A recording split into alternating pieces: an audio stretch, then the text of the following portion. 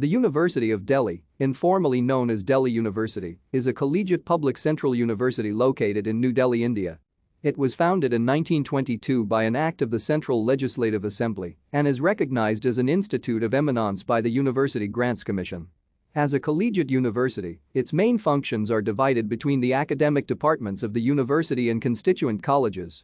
Consisting of 3 colleges, 2 faculties, and 750 students at its founding, the University of Delhi has since become India's largest institution of higher learning and among the largest in the world. The university has 16 faculties and 86 departments distributed across its north and south campuses. It has 77 constituent colleges and 5 other institutes. The Vice President of India serves as the University Chancellor. The University of Delhi was established in 1922 as a unitary, teaching and residential university by an act of the then Central Legislative Assembly of the British India. Thank you for watching. Like and subscribe if you would like to view more of our videos. Have a nice day.